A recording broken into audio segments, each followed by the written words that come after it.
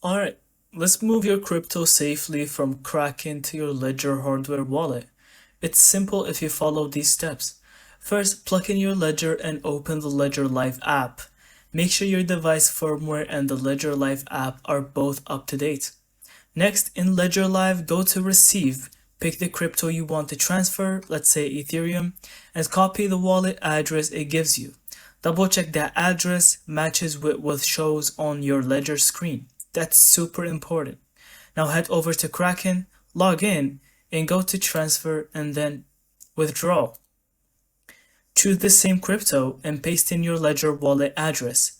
Enter the amount you want to send. Confirm the transaction. Kraken might ask for two-factor authentication, so have that ready.